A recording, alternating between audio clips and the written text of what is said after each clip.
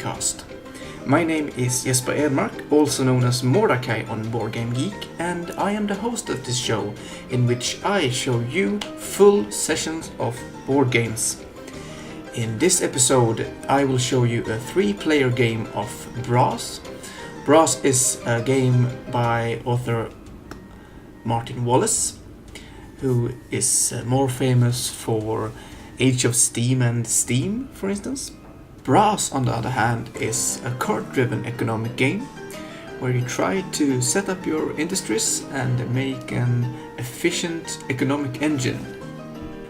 You gain victory points by building industries and then making sure that they are utilized, thus flipping them, which gains you income as well as victory points. The game is separated into 2 phases, the Canal phase and the Railroad phase. And there are some restrictions, in especially the Canal phase, that makes the phases differentiate from each other. Since it is a card-driven game, it has some luck elements, and while that is not my favorite thing in games, it's really well thought out in this game, I feel. It makes the game less static. You cannot go for the same strategy each game. Instead, you have to adapt not only to the opponent's plans, but also the cards you are given each round. You see here us setting up the game, and one initial tip I would like to give you is that after you have set up the game, go through the small list of common mistakes available at the end of the rulebook. Because we didn't this time, and of course we forgot an important rule, but more about that later. This session was recorded at my home in Kristianstad, and the players are somewhat recurring from the Puerto Rico episode I have showed you earlier. I'm sitting on the left here. On the top we have Henrik, and on the right side we have Jon.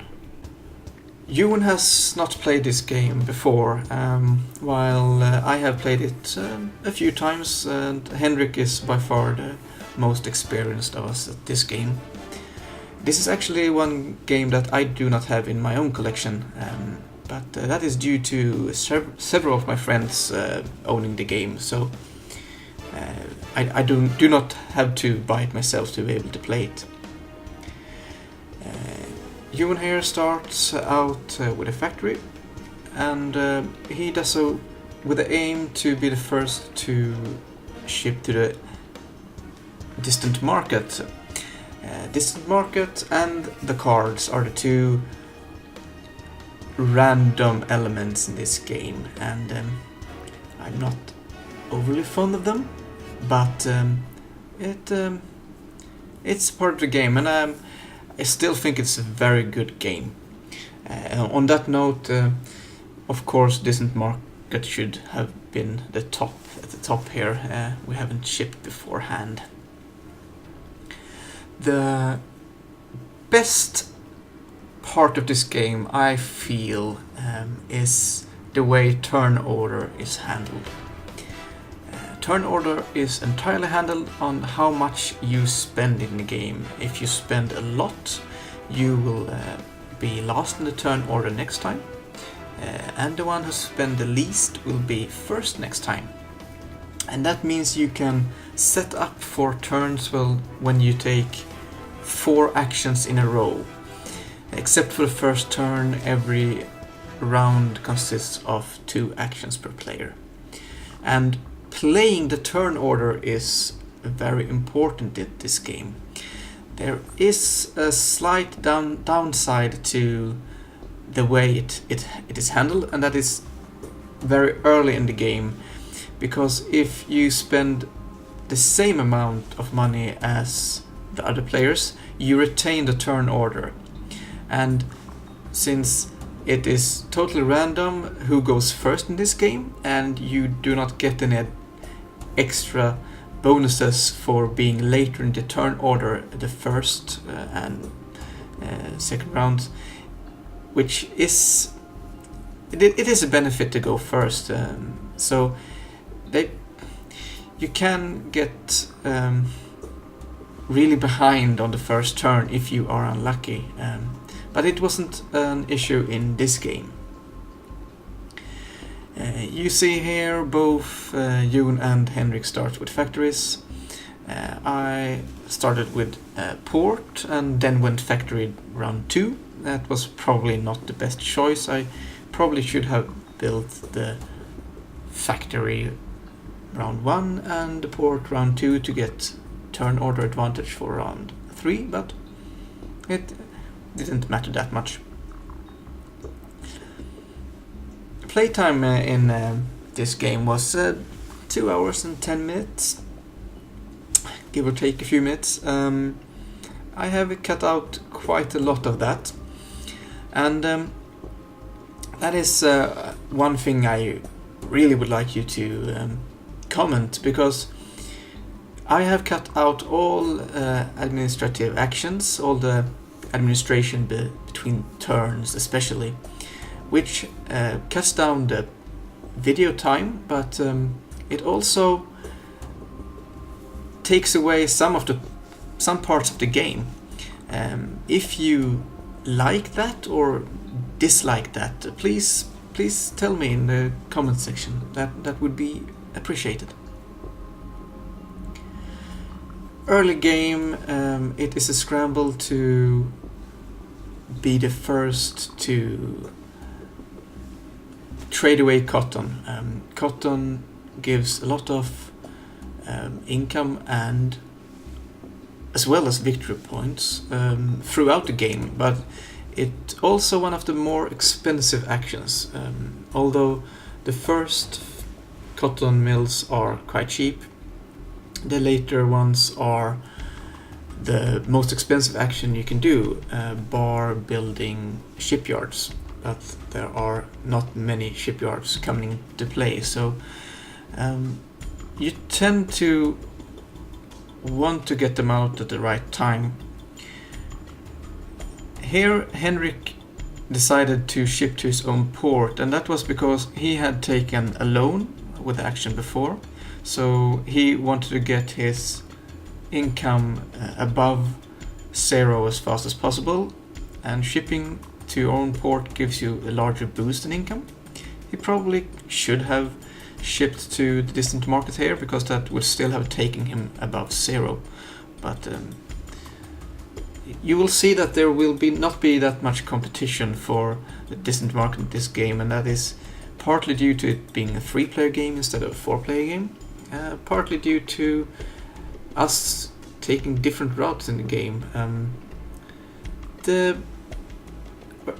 earlier mentioned mistake we did rules-wise was that we forgot that you can build over your own industries with the same kind of industry, as long as the new industry has a higher tech level than the one that was on the board already. That would have given us more access to ports.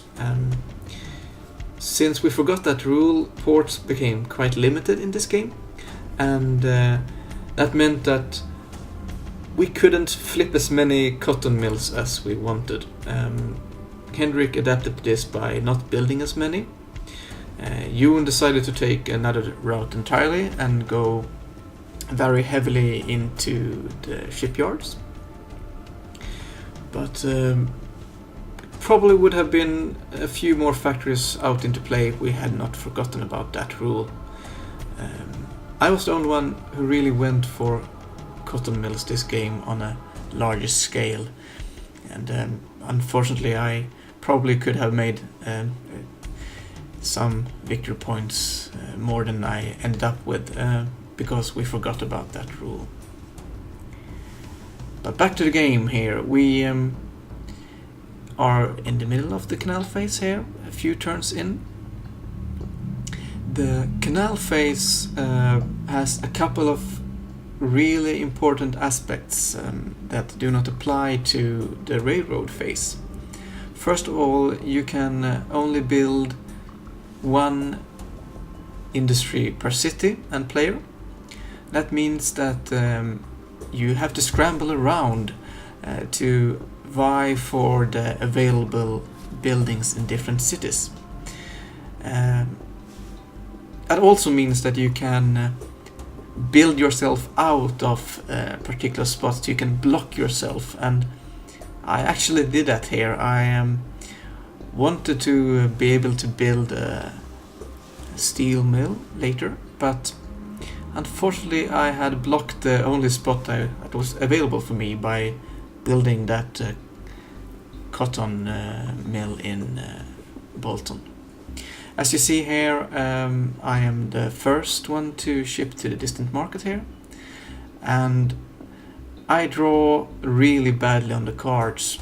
There are 1-4 in the deck, -4, and of course I drew it on the first shipment here, and -2s and -1s are the most prevalent there. But at this point the distant market is basically closed for the players, since you lose the shipment action, at least for that factory, when you try to ship to the distant market and it goes down to the last spot. It's not that interesting to ship to the distant market here, because that is a big gamble. The other aspect of the Canal phase is that you want to set up at least a few buildings that are of tech level 2 or higher. These buildings stay on and give points if they are still there at the end of the railroad phase as well. So it is a boost in victory points, but it is also the base operations for your start actions in the railroad phase. You are given a wider range of available actions by having buildings left on the map at the start of the railroad phase. It's easier to build railroads. It is easier to get industries out into play with the industry cards, the ones depicting certain industries instead of stating certain cities you can build in. So that should be one of your goals in the Canal phase, to set up a couple or a few buildings of tech level 2 or higher, because that will make your life much more easier in the railroad phase.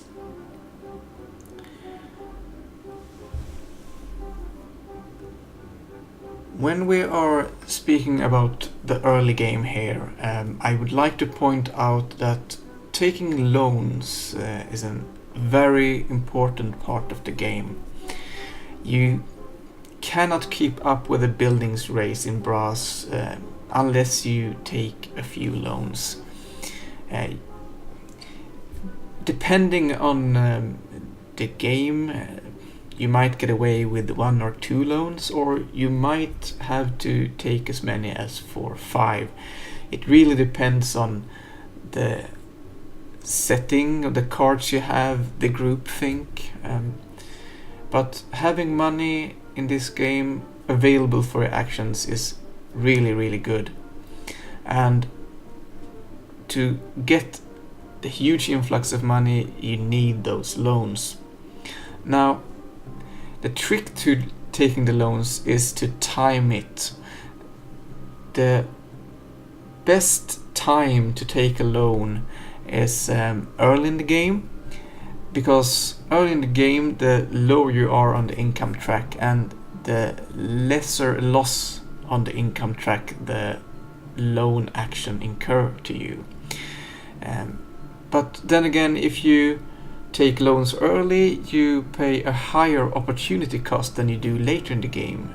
You probably could have used those actions to take building spots that other players want, etc. So it really needs to be balanced. There's also another thing about taking loans is it, since it is a cost 0 action. You can use it at times where you really want to be first in the next round to have a very cheap round, so you get a higher chance, or if you are the last in the turn order, you can see how much the others have spent. You can make sure that you are going first the next round. By doing this early, you can actually take 3 actions of loans and then a 4th action where you ship cotton, 1 or 2 mills to a port. That is enough, and that will actually give you 90 coins or 90 money minus the 6 you have to pay for being at negative income after first 2 actions, if you were at 0 before you took those loans. And after 4 actions you will still be on positive income, and you will also have a net income of 84 for those actions, which means that you will basically have all the money you need for the rest of the game here. But that is very dependent on the game. It has to be timed right, and it's not always the best choice. As you see, neither of the players does that in this particular session. To talk about the state of the game at this point, you see that I have focused my buildings in the middle of the map here. It's really dependent on the cards, I must say. It wasn't my plan to focus around Manchester and Bolton and Warrington and Runcorn, but that just happened. Those were the cards I had. So that is what I ended up doing. The coal in Wigan was a good move, I think, because Wigan is very central for the early game. So the coal are almost always used up from Wigan. If you see the coal at the top in the red coal mill, you will see that will actually not be flipped, and thus it will be lost at the end of the canal phase. And that was basically due to inexperience on Jorn's part. He probably would not have built it there if he had known the game a little better, because that is not a very good spot for coal in phase 1, unless you really can use it up yourself before other coal comes into play. I have built a canal down to Ellesmere Port, and that was to make sure that I had an available spot for a port here. I did not have an Ellesmere Port card. I wanted to be able to build a port in Ellesmere Port, and I had industry cards with a port symbol on them, so as long as I had a canal to the particular city, I could build a port there. And I believe that is what I end up doing at the end of the canal phase here.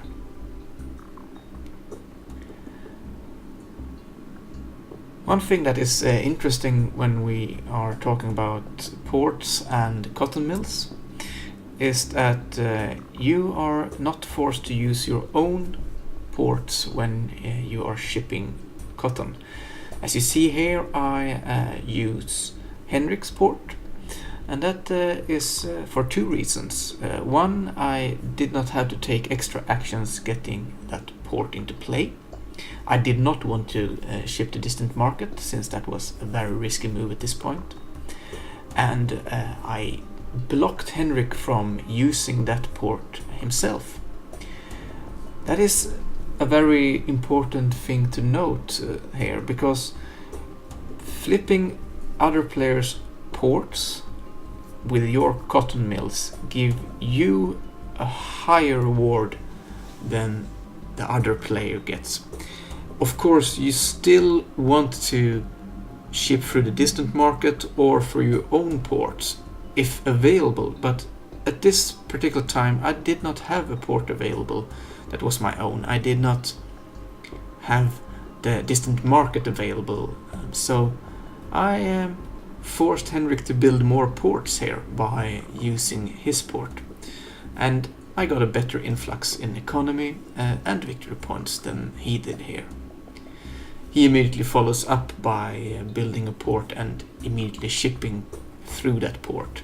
So that ended up costing him an action, actually, although he still would have wanted that port flipped. As you see, his second cotton mill was forced to go through a distant market, but he was lucky here and he managed to ship it. So that was a bit luck on his part, but that is the gambling aspect of this game.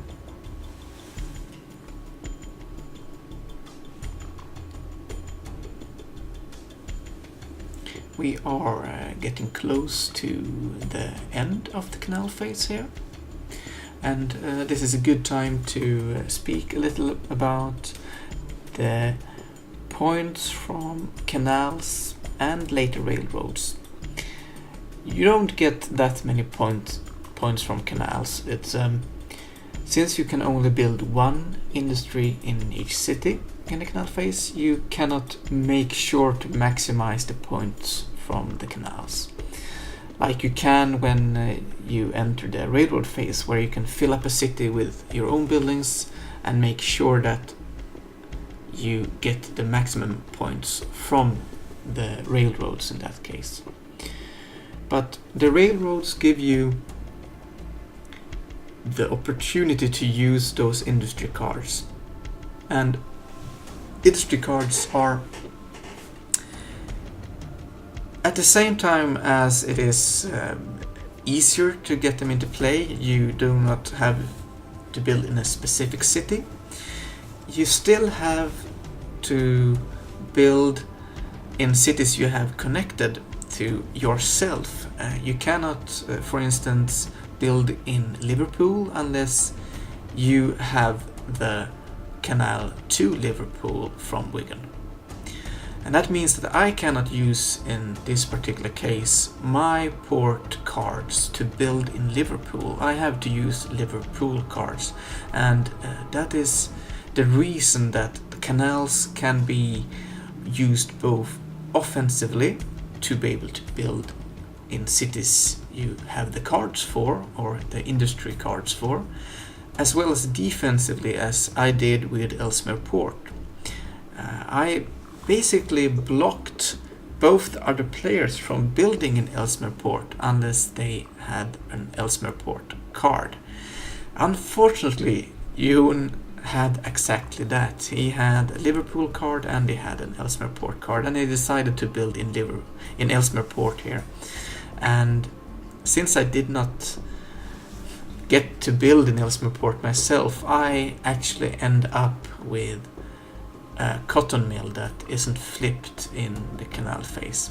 It was a tech level 2 cotton mill, so it stayed on the map, but I lost half of the points for that, and as you will see in the final standings, that actually ended up costing me the game. So I was particularly sad for Ewan's decision here, but that is basically my own fault. I thought I could wait with Ellesmere Port until the last actions, but I ended up being wrong, really. Now, what you will see here is me utilizing the Joker action. That is when you spend 2 cards to do one action, but you can build your industry in whatever city you like. Of course, that is an inefficient way of doing things. You cannot do as many actions, you lose an action basically. But if the options aren't there. I mean, I didn't have any other option here. I really needed to get that steel mill into play, especially since the demand track was so low as it was.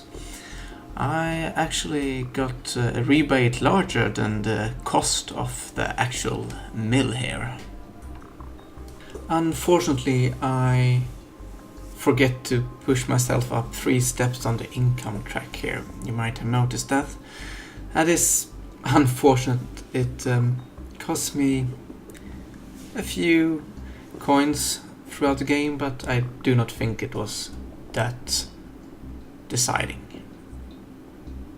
This is the end phase of Canal phase, the end turn, and one thing that is very important before you enter the railroad phase is that money is good in the beginning of the railroad phase. You can build 2 railroads for 15 money as well as 2 coal in one action, and you most often you want to do that. It's a way to save actions, and saving actions is really good in a game like this where you are really restricted to the amount of actions you have available to you. So money is very easy to spend in the railroad phase. The second important part here is that you want to vie for turn order. The less you spend, the more likely you are to be able to build those railroads where they really count.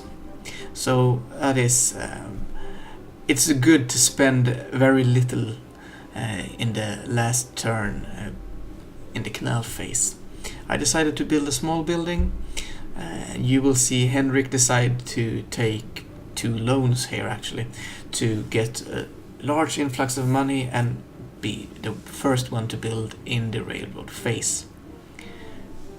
Jon decides to say, heck with it, I will not be able to go first or second, but I am able to build a shipyard, and shipyards give a lot of points. They are not to be underestimated in this game. But the downside, of course, is that they cost a lot of money to build. But if you are in the position to build them, you get a very huge amount of points. So they are definitely worth the cost. As you see, there are quite a few coal on the map here, and that is because coal are in high demand at the start of the railroad phase. Since the railroads cost coal, you are always guaranteed to flip those coal mills. Except for Jon's here, because that will disappear before the railroad phase actually begins. That is quite unfortunate for him. Coal mills give the highest boost in income in the game, but the lowest boost in victory points. So if you need those income boosting actions, you want to build coal mills. The industries that give the most points in this game is the cotton mills, when you successfully ship the cotton, as well as the formerly mentioned shipyards. The steel mills are giving mostly victory points, but to a lesser extent than the cotton mills, and the ports are somewhere in between. They give a little income boost and a medium victory point boost. Jon here is in the lead simply because of that shipyard he built. That was a big part of his points. You can see he has 29 points in industries here, and while he only had a few canals. So the railroad phase, and Henrik going first, go out with a bang here at the start of the phase. He immediately builds those railroads. A very common action here is to build 4 railroads the first thing you do in the railroad phase, because you can choose the meatiest spots. Building between Bolton and Manchester will most likely give you 7 points. So that is a very high rewarding action. And if you build the double railroad action, which you should do if you have the opportunity, that is only half an action. But it is, in this case, Henrik noticed the quite empty demand track for the steel or iron here, so he decided that the second action would give more by building that steel mill. Now, what is worse than my earlier mistake of not pushing myself up 3 spaces on the income track is the fact that I forgot to take income here, because it was right after we had counted the score and it was a bit messy. At this 8 coins I really could have used, and I do not know what the impact of that was in the game, but I know that I was really mad at myself for missing that one.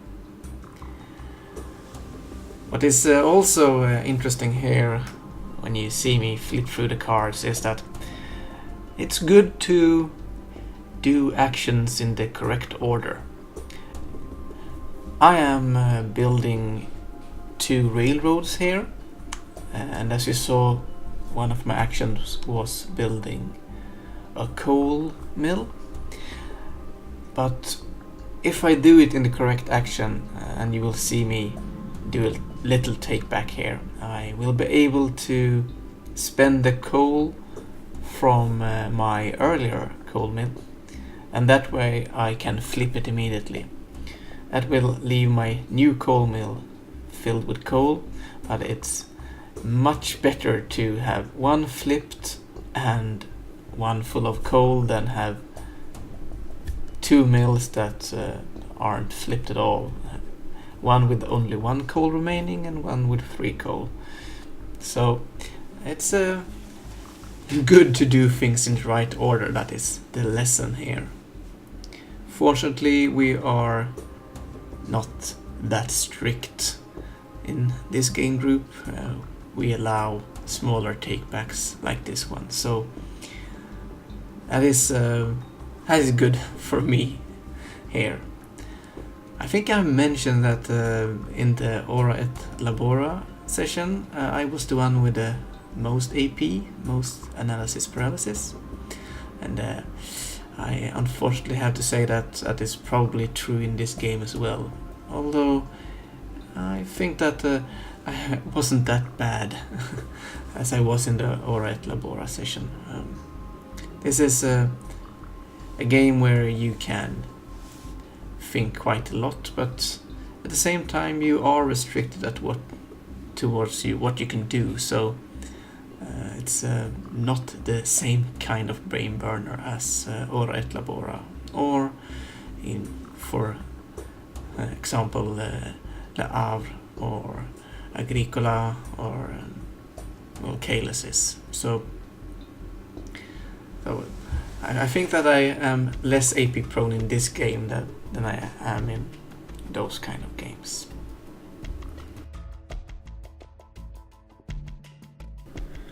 What you will see here is Jon putting even more coal into play, and you might think that the market is saturated, but it's quite easy to see that the coal put into play at this point of the game will actually be used. There are a lot of available railroad spaces left, or railroad connections left, and every one of those utilizes one of the coal. There are also a lot of demand for coal in the later buildings. The cotton mills in the later stages demand coal and eventually steel, iron as well. The steel mills themselves demand coal, even from the early parts of the game.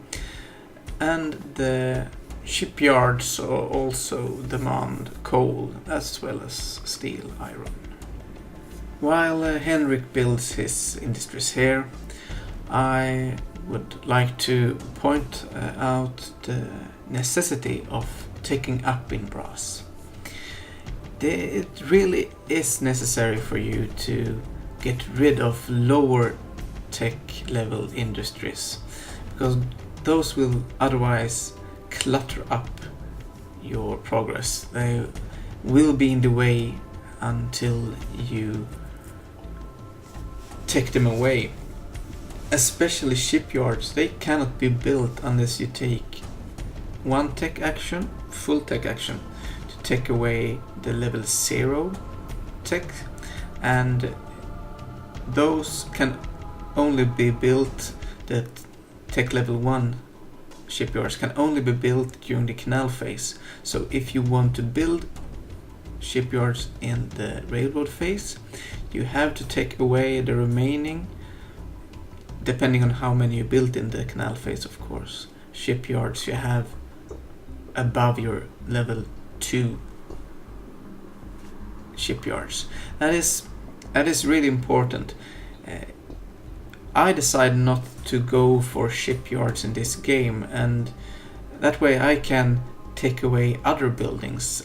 I can take away cotton mills to get down to the mills with a higher victory point value.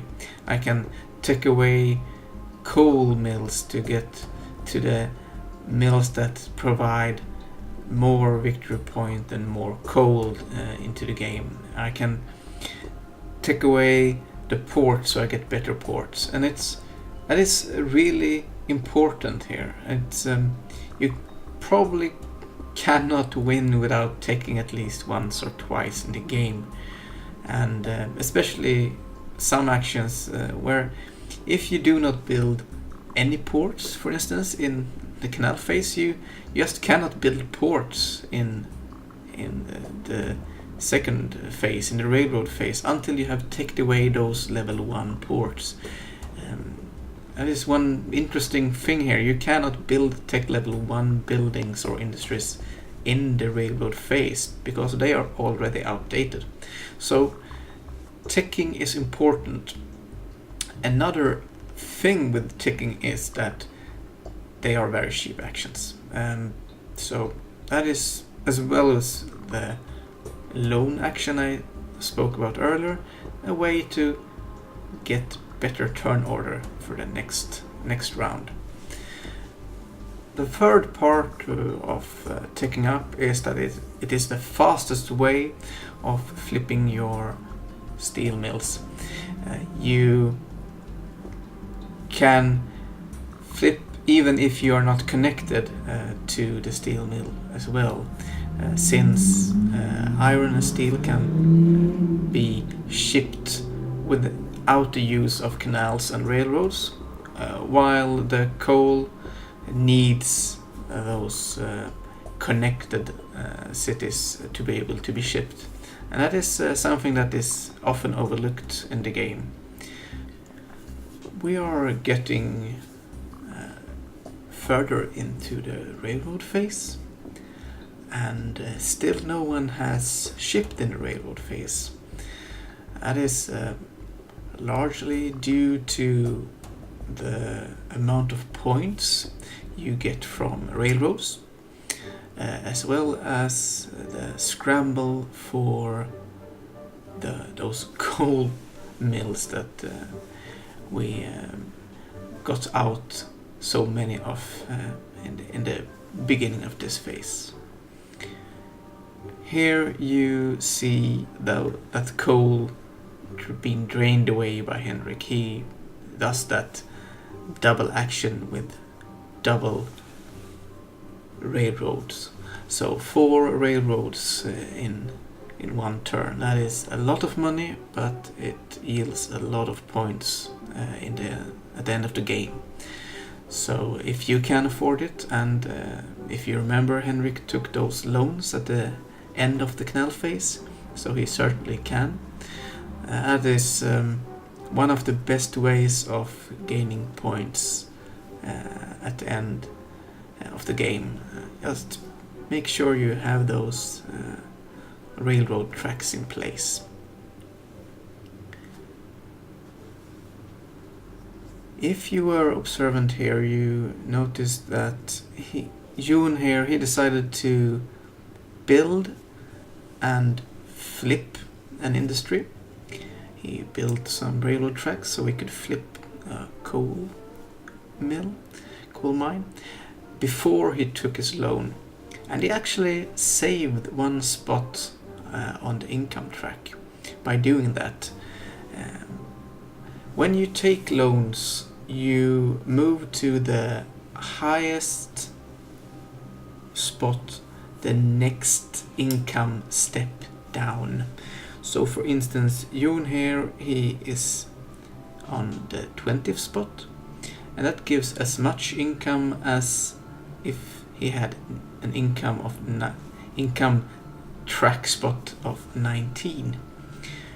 If he were to take a loan here, he would go down first to the 18th spot, then to the 16th spot, and then to the 14th spot, regardless of where he's standing now. So you can save a few spaces by being at the correct spot before you take loans. The higher you go on the income track, the larger the gaps between actual income increase. And that also means that you lose more when you take loans. And that is the benefit of taking loans early. But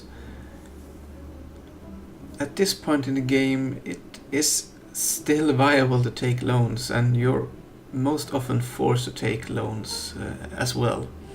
Henrik has taken the loans he needed to take. He's quite set in money.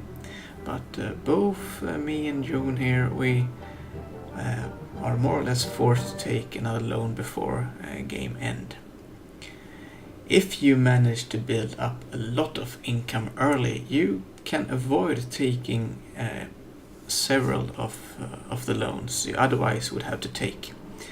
But that is quite difficult, especially at the beginning of the game. There are not many ways to use coal, and coals are the best way to gain income. So unless you are doing something fancy, you really have to rely on shipping cotton and flipping mills and ports to gain that income, and it's usually not enough to bring out that huge boost in income. The income boosts usually come at this point in the game. This is where you will see that we suddenly start leaping up in income, and that is because now is the time to really start shipping the higher end cotton mills. So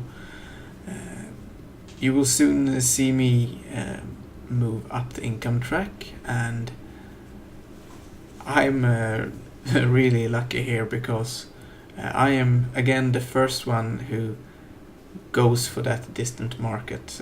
So that's few extra steps on the income ladder.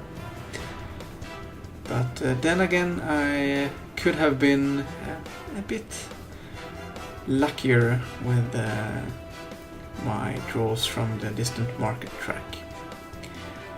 But here you see me flip 3 cotton mills in one action. That is trying to save actions by doing fewer actions actually shipping.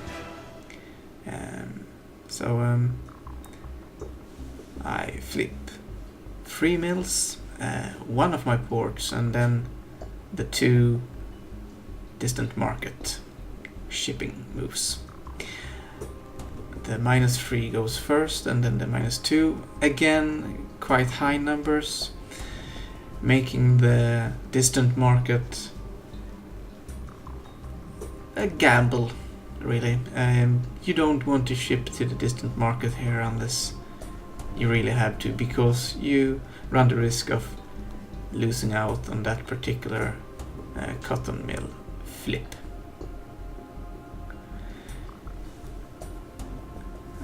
As you see here, the port spaces on the game board are getting fewer and fewer. There are only 3 left here, and we will fill those up very shortly.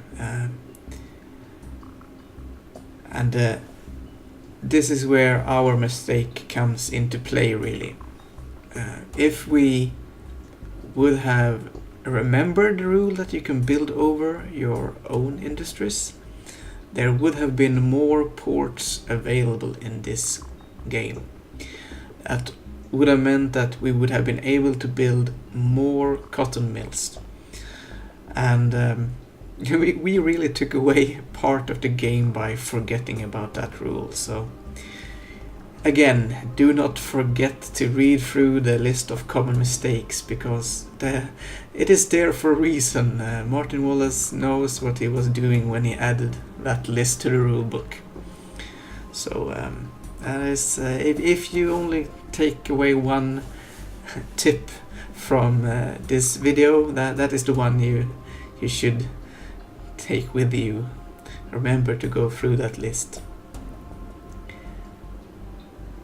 One late game combination I would like to present to you that did not come into play, partly because we forgot about that rule, is the way you can set up a large shipment, several cotton mills at once, without taking the risk of other players flipping your ports with their cotton mills.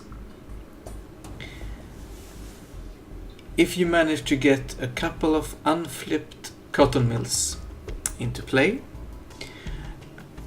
and then you are last in turn order, you can, as long as you end up spending the least amount of money, build a few ports, 1 port, if that is what you need to do to get first the next turn, or 2 ports is even better.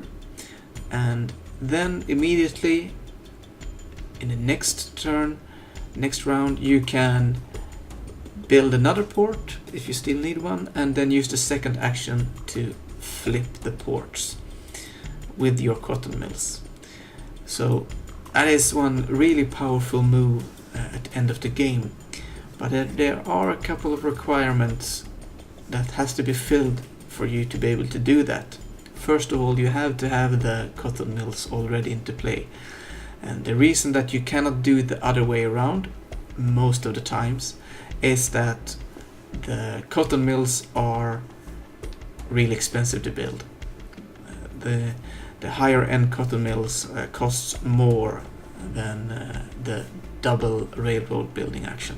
So you really want to do those actions first, because ports are a lot cheaper, and building 1 or 2 ports is often enough to put you at the top of the turn order for next round. So, well, at least at this point in the game. So that is one trick you can take with you.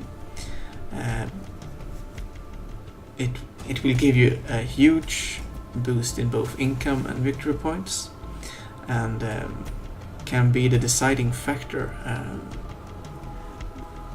if you win or lose in the game. So I wish I could have utilized it myself, but although it was something I had in mind before we played this session, since in my mind at this stage in the game there were no available spots for ports left, I couldn't utilize it.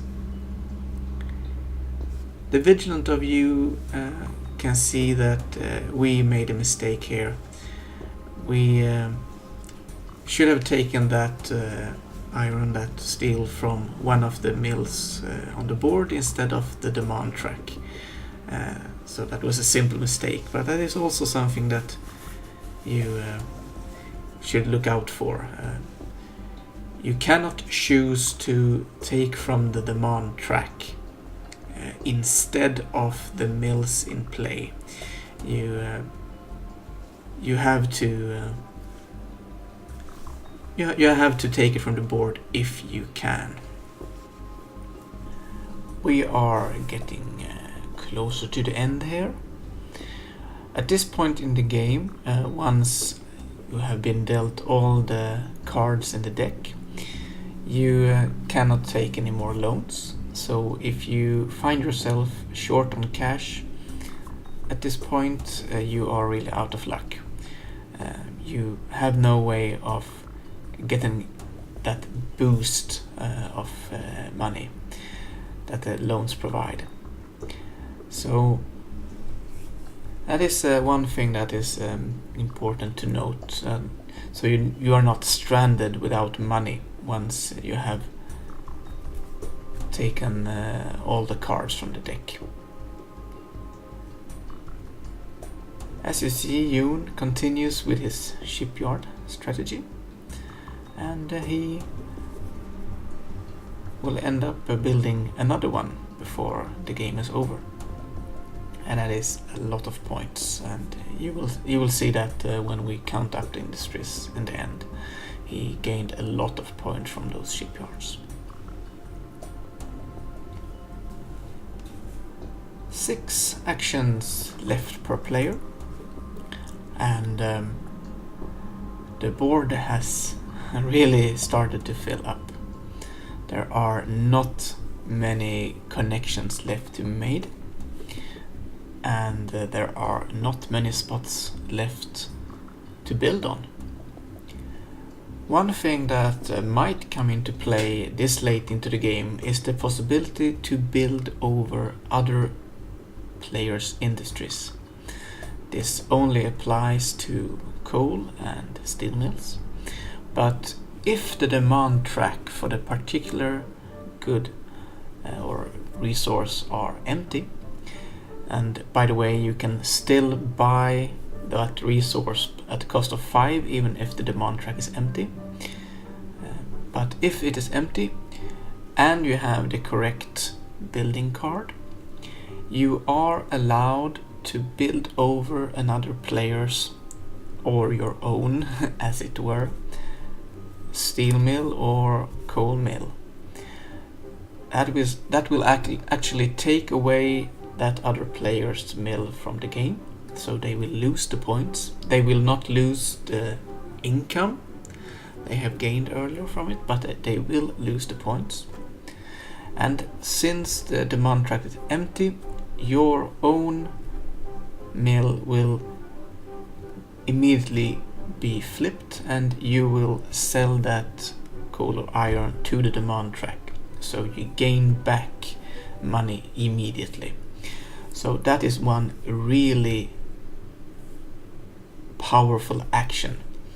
If you are available to utilize it, that is something that can decide games.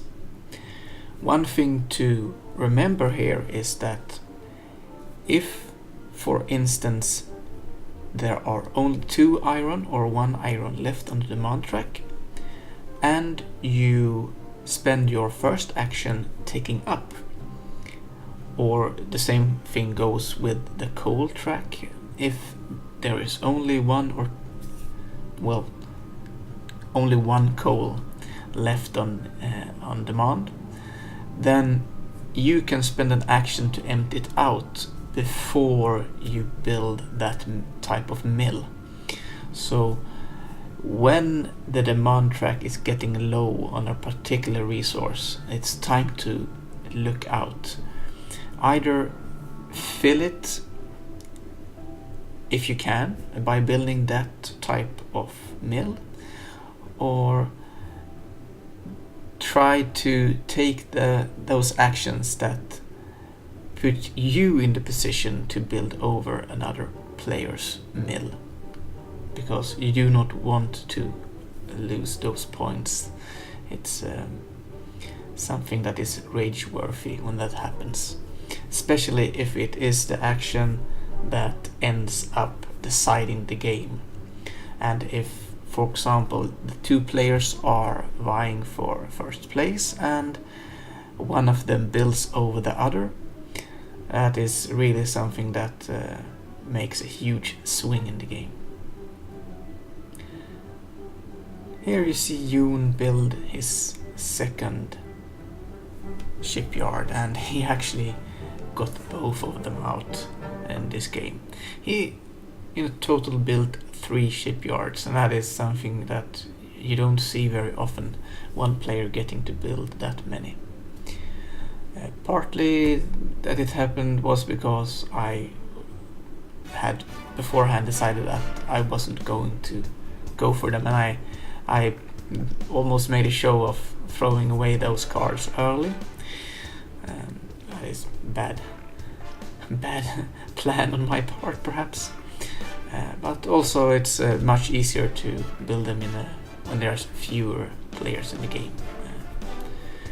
You have more actions, as well as there are fewer players that are going for that particular industry.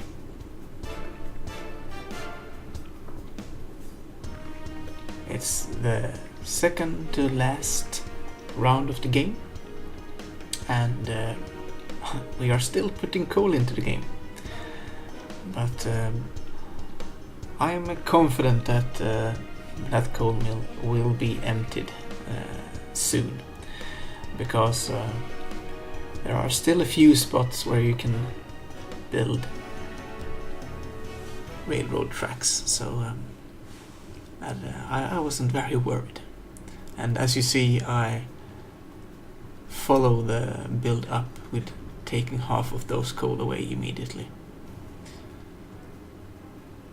If you didn't know, the 2 copper coin symbols on the map are not building spots. It's just a bonus indication that you can build railroads to those locations, and it will count as if you had 2 flipped industries in that location.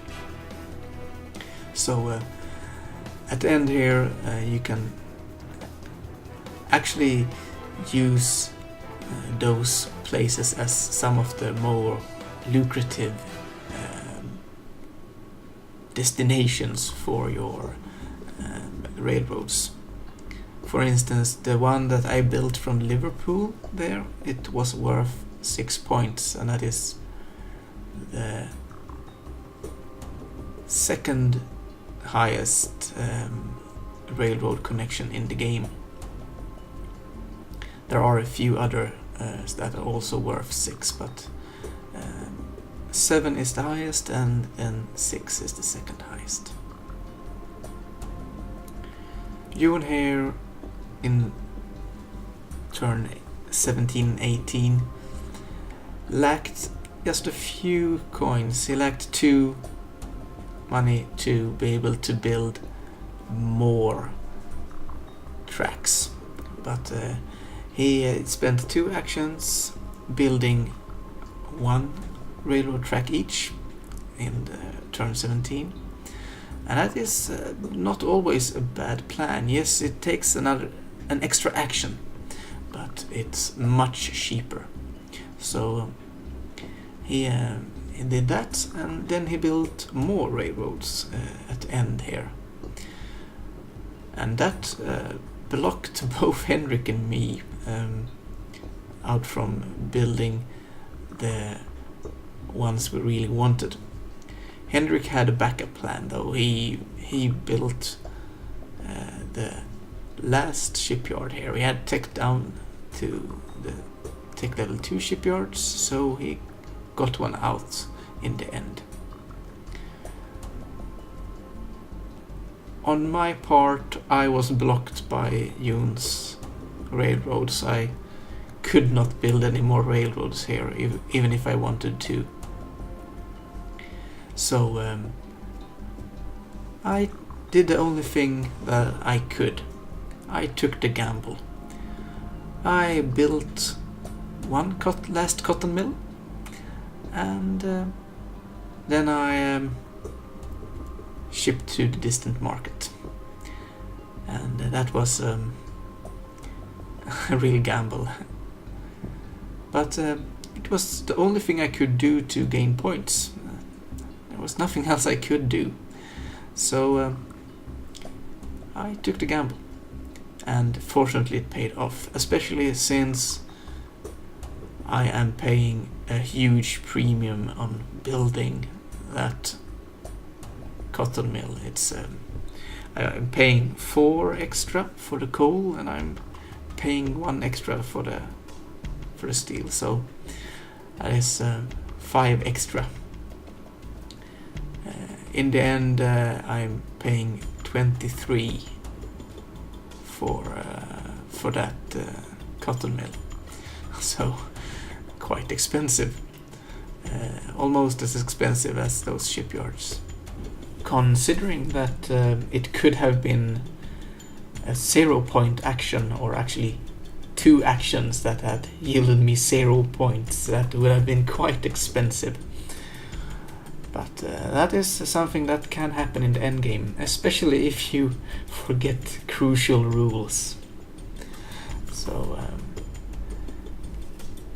this is the last thing that happens in the game, and I check my cards one last time, desperately thinking if I can do something else, but no, it was as I feared. There was nothing else to do.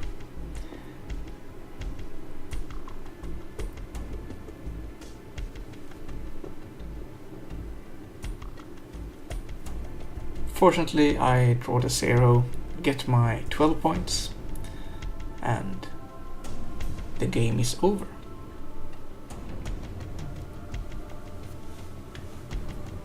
So at the game end here, we are starting to count up the points, and as you can see, Henrik ends up winning with 5 points over me and 10 points over Yoon.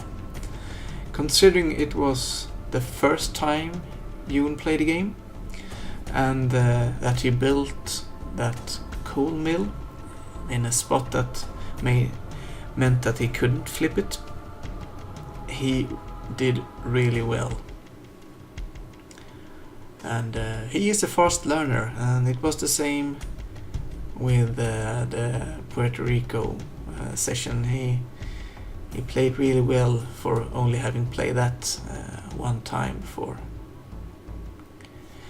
Henrik took a lot of points in railroads, and if we do not count my mistakes with the calculating income and income track, that is really what decided the game for him.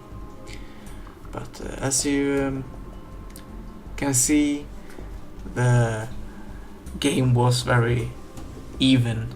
It was a close game, and it could have gone either way. With that, this episode is drawing to a close. I hope you enjoyed yourself.